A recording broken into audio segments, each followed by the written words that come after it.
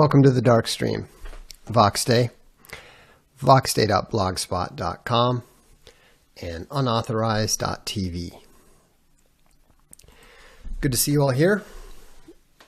Excited to be back in the mode again. And excuse me, a little bit tired here though. We had one hell of a soccer practice tonight. We got absolutely crushed by the young guys. We didn't have that many guys show up. They didn't have that many guys showed up. So we decided, let's just scrimmage the whole time. So it was all right, but we got crushed. So we have reached peak U.S. military. In fact, it's now obvious that we are well past peak U.S. military. And, it's really remarkable to see what's happening in Syria, because what we're seeing is an open retreat with a vacuum that is being filled by former U.S. ally Turkey,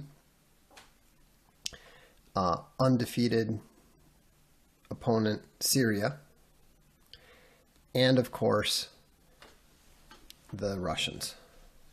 Now this is not a bad thing, this development in Syria. This is in fact a good thing, and Donald Trump definitely did the right thing by getting out of the situation. And the problem is that we are currently engaged, the United States is currently engaged in a period of what's called imperial overstretch.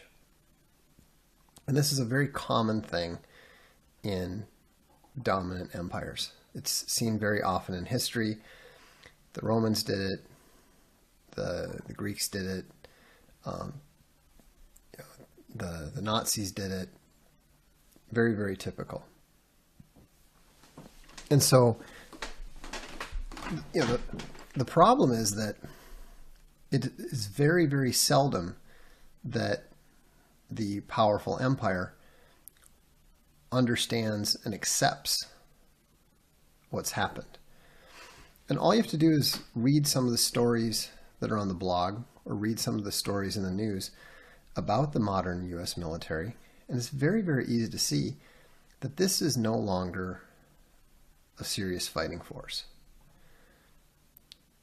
And the same thing is true as well of the Israeli Defense Forces. They're no longer what they were either. And both of these forces have been degraded by the fact that they've been overused and abused inappropriately. Martin van Creveld writes extensively about this, the Israeli military historian. He writes consistently about the way in which mismatched forces tend to degrade the quality of the superior force. The Israelis have never, ever fought a first-rate military. One of the reasons why they are regarded fairly highly, and one of the reasons why they have a pretty good record, is because they fight Arabs. And, it wasn't until they went up against a high-quality light infantry in Hezbollah that they were unable to accomplish their military goals. And part of that is, and quite possibly a lot of it, is because the quality of the IDF was degraded by using them against kids and people throwing stones for years in Gaza and the West Bank. And so the U.S. has had the same problem because it's been used against guerrilla forces, wildly overmatched armies like Iraq, it's been operating with the benefit of superior communications, superior technology, artillery, air supremacy. These combined arms things are very useful, of course, but it doesn't prepare that force for a situation when they don't have those advantages anymore. And those days are coming very, very quickly, because China and Russia and very soon India and also probably very soon Iran, if they don't have it already, will have the ability to negate the advantage of the U.S. Navy. The Russians already have the ability to negate the advantage of the U.S. Air Forces.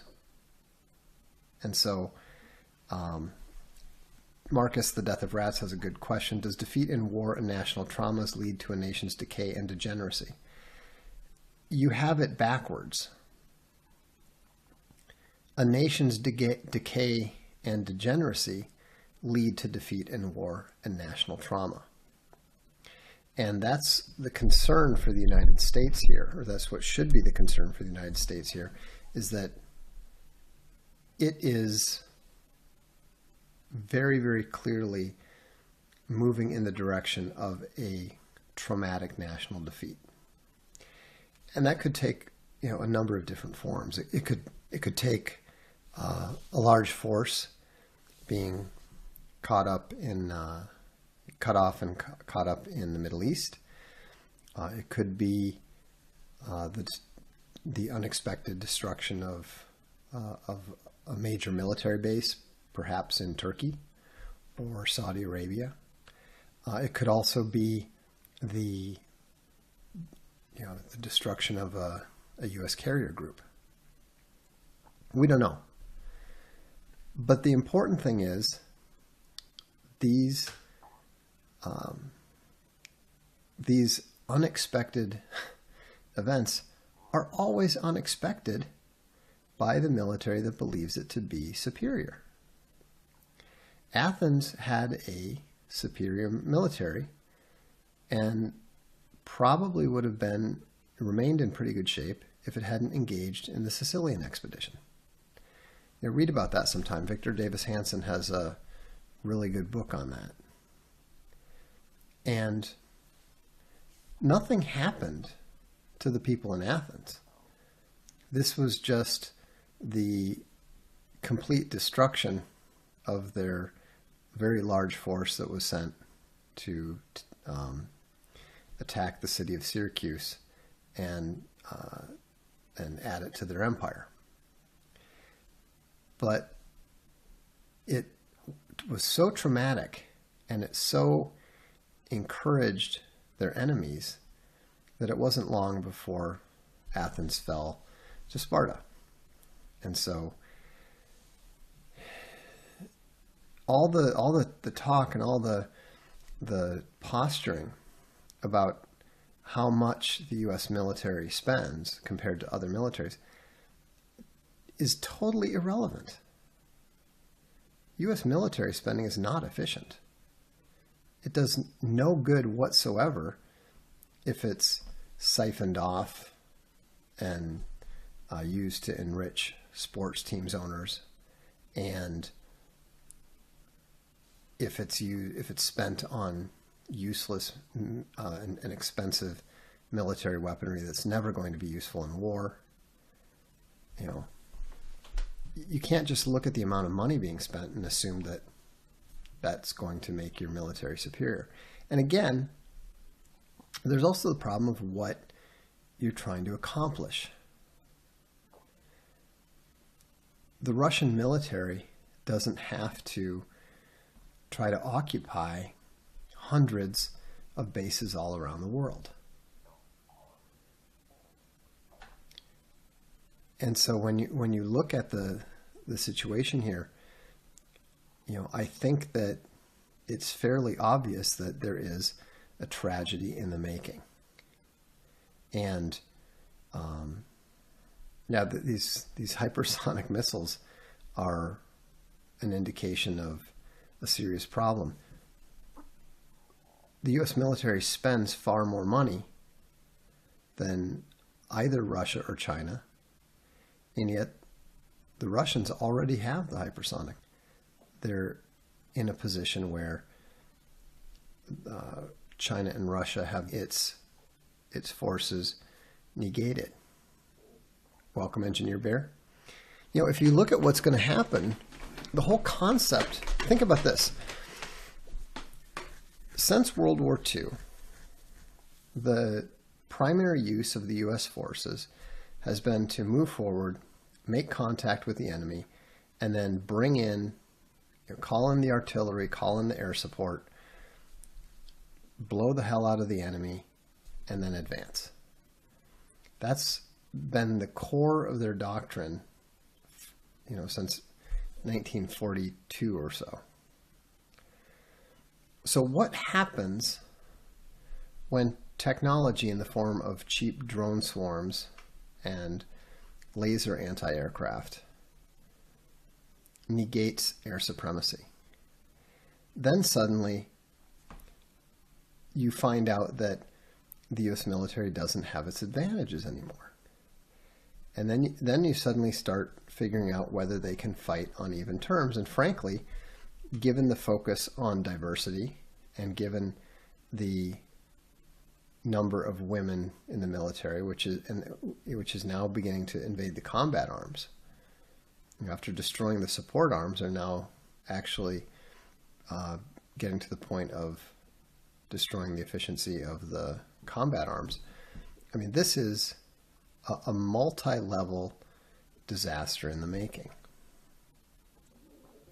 And the thing is that U.S. forces haven't really been winning anything since Korea. They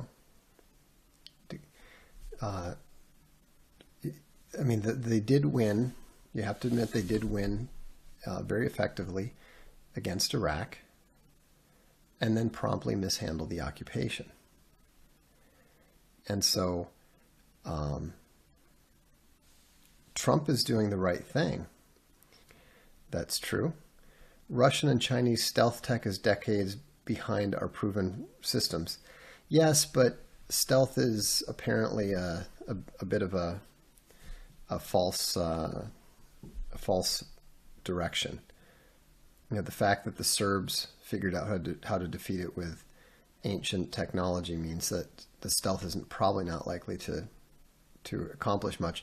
And it comes at a very big price because it adds a tremendous amount of weight to the planes. Hypersonic missiles are a new frontier. Yes, they are, but you need to keep in mind the way that those new frontiers interact with the existing technologies. Manpower is the issue. It's definitely a major issue. And of course, it's a major problem for the US. It's also a problem for Russia. It's a huge problem for the European nations. And it's not at all a problem for the Chinese or the Iranians. And so, if you look at all of these various factors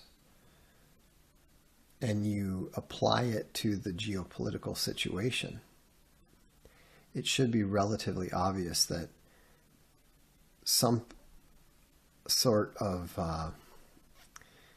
major transformation is likely to happen whenever the next major engagement of U.S. forces takes place.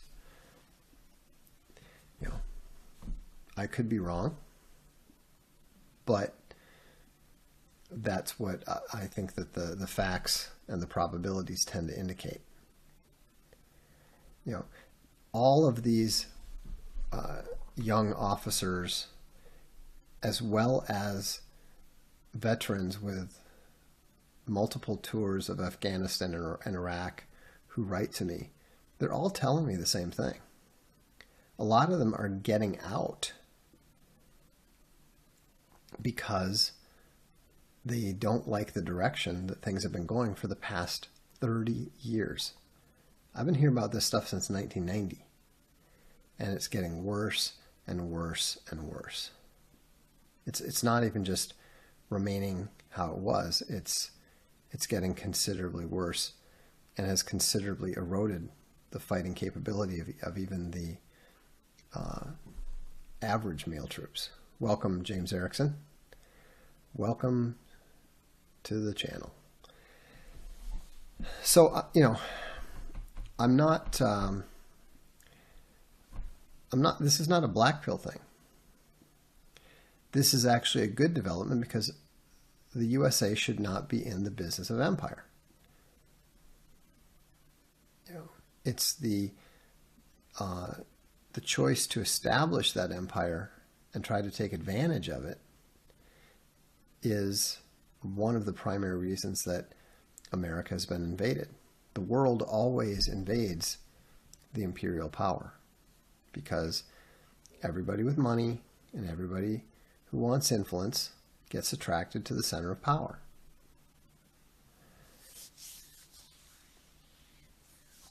So would Russia win head-to-head against the U.S. in off-grid tech blackout scenario? What do you mean by win? It all depends on what your objectives are.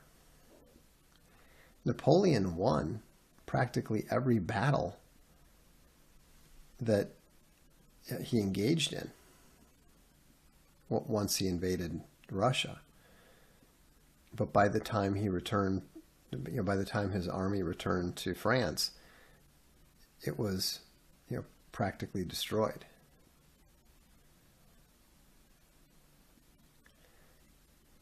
Can you escape the Thucydides trap? Yes, you can. It has happened. Britain and the USA, managed to escape it for the most part. The transition from the British Empire to the American Empire was largely seamless, mostly, I believe, because Americans are, fundamentally British descendants. Megabear says, thank you for the streams, Vox. They're always entertaining and informative. Have some wine money. Well, thank you very much. Rourke O'Brien says, sorry, off topic. Will the Junior Classics be available after the campaign? Yes. I don't believe I'll be able to buy them until January. Thank you for everything you do, and God bless. Yeah, they're going to be available as regular books from Castalia. Hypothetically, what state in the Union would you choose to live in? Probably South Dakota.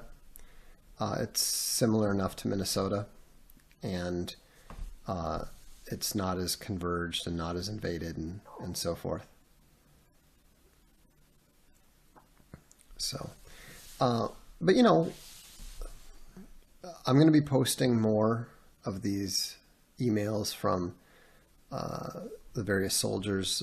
Part 2 from the young officer who wrote about officer candidate school. I'm going to put that up tomorrow, I believe. And so,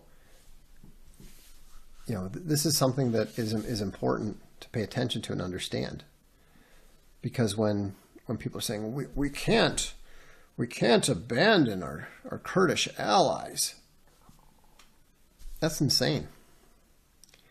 Legally, as per the NATO treaty, we should be attacking the Kurds because they attacked Turkey, our NATO ally.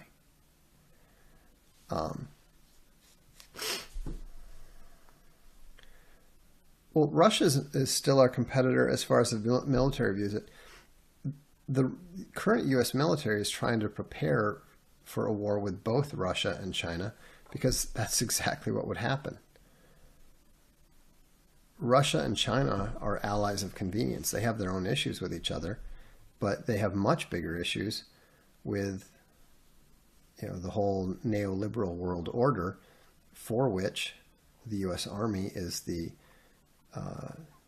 military enforcer. Yeah. We can only abandon homeless American vets. Kurdistan first. Yeah, I mean, it's all lies. It's all lies.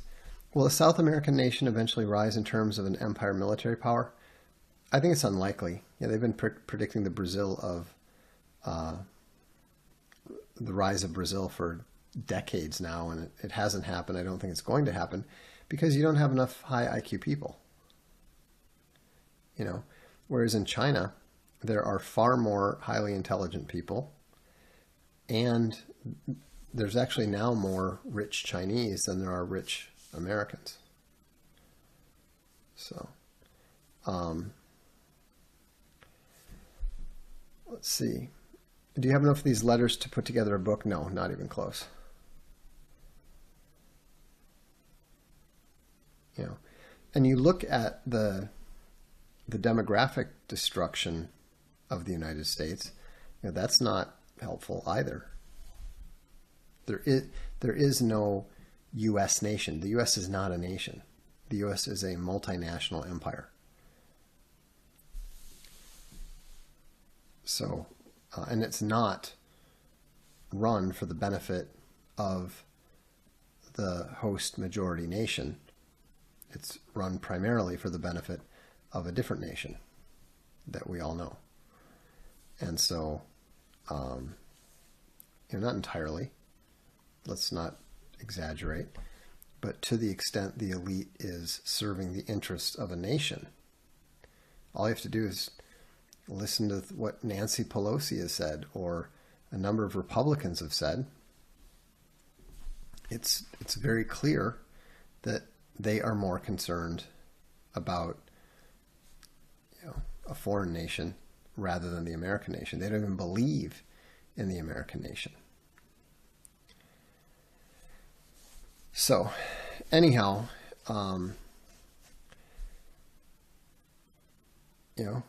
we just have to understand and accept these truths, because it's only by paying attention to the truth that we can understand what's happening and anticipate what's happening.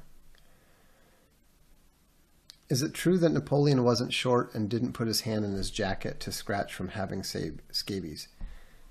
No, well, he wasn't tall, but he wasn't particularly short. And no, he didn't put his hand in his jacket to scratch. If you look at paintings from that era, that tucking your hand into your coat was a fairly common pose. Bradley Haas says, I deployed 4 times with the 1st Ranger Battalion. Nothing has delusioned me more than realizing I was an ignorant proxy warrior for the neocons. Live and learn. I just want the empire to end.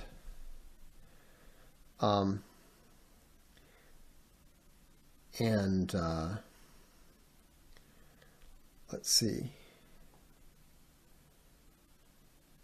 Why is that, Vox? Why does somebody like Nancy Pelosi serve the other nation? Because she's paid by them. Nancy Pelosi is extremely rich. And she's extremely rich because she has agreed to serve the interests of the people who pay her. And that's who pay her. It's not difficult. It's not rocket science.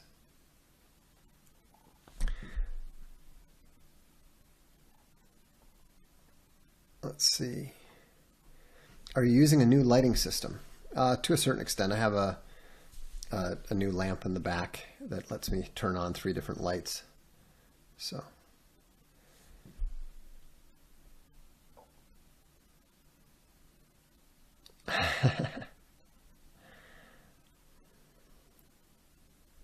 So, something else I want to talk about. I think we've covered the whole thing with regards to the current state of the post-peak U.S. military. Well, I'm sure we're going to be talking about this in the near future. But one thing I wanted to mention is Castelia Deluxe. If you notice the book right there, that's a gift from Space Bunny about 20 some years ago. And it's a signed first edition of Umberto Eco's Foucault's Pendulum, published by the Franklin Library.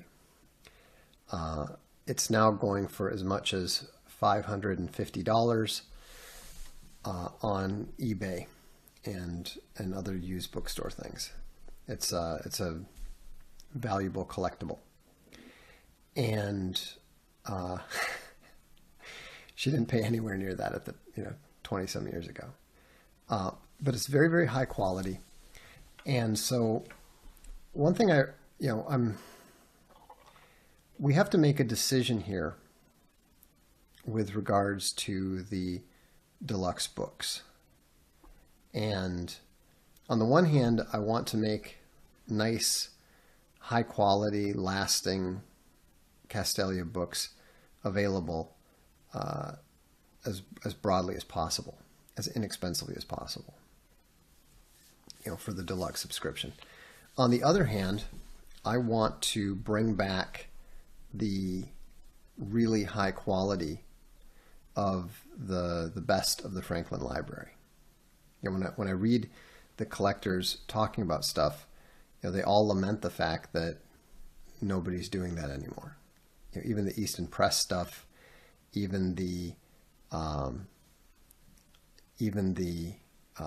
Folio Society books are just not what they were at the time. And so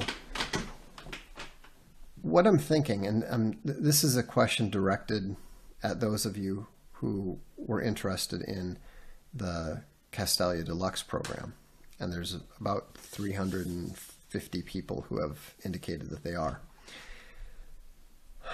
One thing that we could do is that we could do basically divided into Castalia Deluxe and Castalia Library. And what we would do is they'd be the same books. They would be designed to look essentially the same with regards to the layout. The interiors would be the same. The covers would look fundamentally the same. We might do a little bit different color or something. But what I'd like to do, or what I'm thinking about doing, if people are interested, is do the Castalia Deluxe at a lower price. We talked about all the people have volunteered at a price of about $50 a month. I'm thinking that if we lower the price and go to a really high quality bonded leather, it's going to look really good. It's going to be really good. But it's going to be more affordable for more people, better than they were ever using, even at the prime.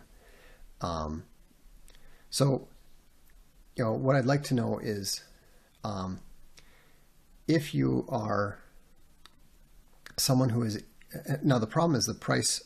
Remember, the price of the other one, the price of the Castalia Library, let's say it would probably be more like $200 a book, whereas the Castalia Deluxe would be probably around $60. I'd have to, I don't know yet. It'll depend on some of the prices that I get for the different types of leather. The more this is one of those things where you first start looking into it and you feel like you really understand everything. I'm learning all the terms. I'm getting all this information. And I really feel like I'm on top of it. And then all of a sudden they start throwing curveballs at you, like, well, is it this type of leather or this type of leather? I'm talking to this guy in Spain. I've been talking to people everywhere from Czechoslovakia to Hong Kong, and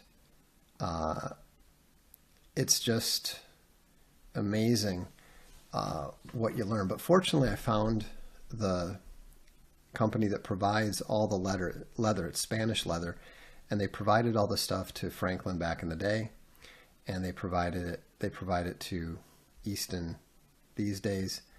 I know a publisher. Taking Care of Business Bear, we are a publisher. So Oh, the Czech Republic. Yes, not Czechoslovakia. My apologies to all the Czechs and all the Slovaks. What's the technical difference between the two types? The quality of the leather. I want to do something that is, on the one hand, I'd like to have something that is as high quality and as affordable as possible. And on the other, I want to do something that will be the absolute best quality that is available anywhere. And I understand we might, of the 350 people that are interested, maybe a third of the people won't be interested because, they were interested in the sort of middle point that we were aiming for. Maybe a lot of people are going to be, I would assume that 9 out of 10 would choose the deluxe bonded leather idea over the library, goat skin or top grain. But I'll send out, once I have enough information to to make a decision, then I will let everybody know. If you're on the deluxe email list, I will. So basically the deluxe would drop in price from $50 a month down to, 25, 30 a month, depending on the price. And then the library would probably be on the order of $100 a month. So, it'd be very expensive. I mean, I understand that, but it would be, Duralex says, $200 a book is really steep. Obviously, that's what high quality leather costs. I mean, I was talking to them. I was talking to this woman. I said, well, why is it so expensive? And she said, do you have any idea how big a goat skin is? She's like, goats are not big animals. If you're doing bonded leather, because you have basically bonded leather, then you have pig skin, you have cowhide, and then you have goat skin. Goat skin is generally considered to be the best, but goats are very small. So you get 2 to 3 books out of every goat skin. Whereas a cow, you get a lot more. And the bonded leather comes in, rolls that are, very easy for the binderies to work with. So, but again, if we do that, I don't care if we only have 5 people that want to do that.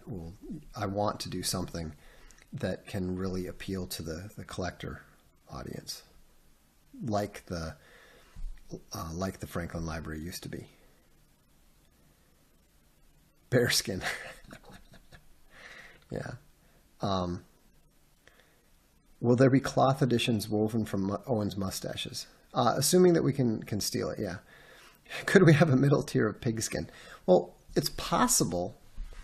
We'll talk about all this. It's possible that the best thing to do would be to leave the deluxe at the $50, at the $50 a month level and make that pigskin. Again, I don't know yet. I'm just, that's what we're going to let people know. We're gonna query everybody who's interested and find out what people favor, what people want, and we'll try to make an intelligent decision. It's very difficult to guess what people are going to want to do. Like, for example, what would you have said what would you have said was going to happen with the Junior Classics hardcovers? How would you have guessed the split between Demi-Octavo and Royal Octavo was going to be? I thought it was going to be 1/3, 2/3. Instead, it's about 12%, 88% in favor of Royal Octavo. Maybe we should have just left, just done Royal Octavo. Obviously, if you look at the Junior Classics campaign, offering single volumes was stupid. Out of hundreds, how many backers are there? Like 600 something? Yeah, there's 618 backers. I'll make that 619 backers.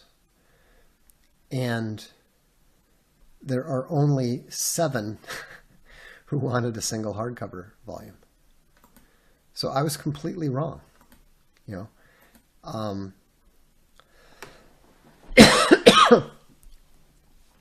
So it's hard to guess. But the one thing that I do know that I want to do is that I want to make sure that we do something that is of the very highest quality that we can reasonably do. So we're looking into that. Anyhow, I'm glad that everybody generally likes this approach. Obviously, the devil's always in the details, but as you know, we're good at details, and so we're going to nail all this down. I'm working on this now. Notice that I'm working on this now while we've got 26 days, whatever, with the Junior Classics. The Junior Classics are not going to be, I don't believe they are, but I don't believe that they will be the bonded leather. They're going to be some form of genuine leather. What level? I mean, probably not the highest quality goat skin, but we'll see. All right. Well, that's all I've got for tonight. Let me hit the super chats. Let's see. Okay, your odds on Minnesota turning red in 2020. I think you mean voting Republican for president, and I think that that's probably 75% likely. Would you consider to be Jay Gatsby to be a Sigma? I would consider him to be more a successful Gamma. He's got one-itis. He's very dishonest with himself and others. So no, I don't think he's a Sigma. What was that book you read that turned you off of libertarianism towards nationalism? There wasn't one. The book that really got me moving in that direction, though, was What's Wrong with Free Trade by Ian Fletcher, or something to that effect. It was Ian Fletcher's book against free trade. Frank Underwood said, how will the leather editions paper compare with the Alt Hero Volume 1 Omnibus? It will probably be very similar to that. He says the omnibus paper is really something else compared to the crappy $5 pocketbook and glossy textbook paper I'm used to. Yeah, that's high quality, 70-pound, acid-free archival quality paper. Those comics should last really well. And yes, we probably will do a leather-bound, maybe bonded leather, we'll see. But we're going to do a really nice bound version of Alt Hero 1 through 12 once we finish the second omnibus. What do you think about French history? Space Bunny and I were just watching a documentary tonight on the war between Charles the Habsburg Holy Roman Emperor and Francis of France, and frankly, Francis does not appear to have been very intelligent. He never seemed to learn from his mistakes. But anyhow, I like French history. In fact, I utilize French history a fair amount in my Selenoth books. What did you do with all the skin from the skulls? Fed it to the SJWs. What do you think? I mean, fed it to the VFM, of course. Not Jeff the Red throws in $2. Thank you.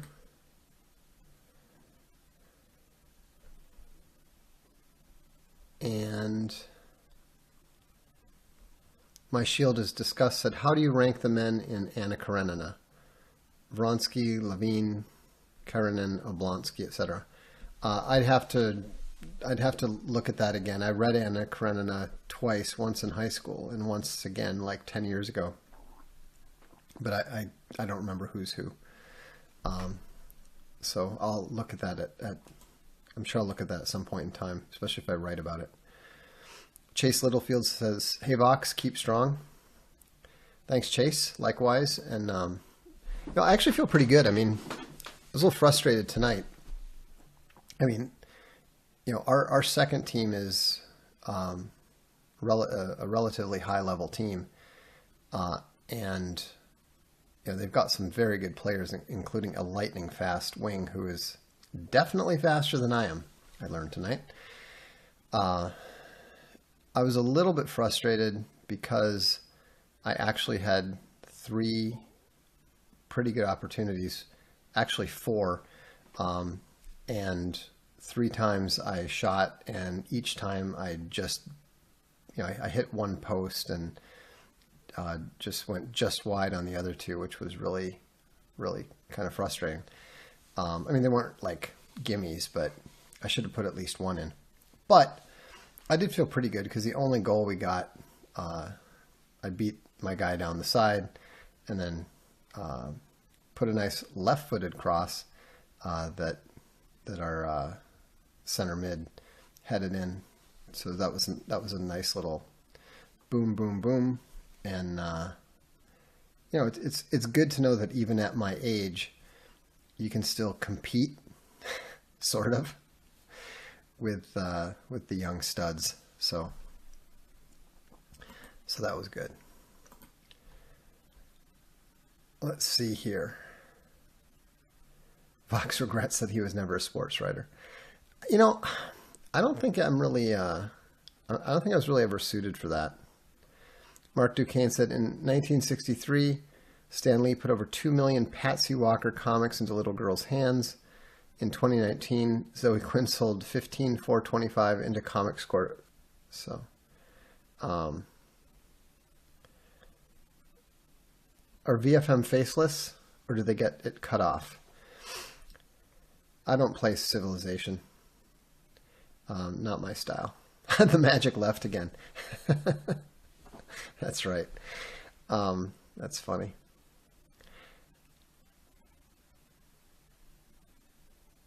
So, is the Red Prince based on a real French person from history? No, not at all. So, all right. Well, thanks very much. I appreciate the super chats, and thanks for all the great questions. I also appreciate the input on what we're doing with the Castalia Deluxe and possible Castalia Library. So we're working on that actively, and especially thanks for all the support for the Junior Classics. Here's the link for the crowdfund campaign again, just in case you are interested but haven't hit it yet. So have a great evening. We'll look forward to seeing you the next time. I'm Voxday. This is the Darkstream.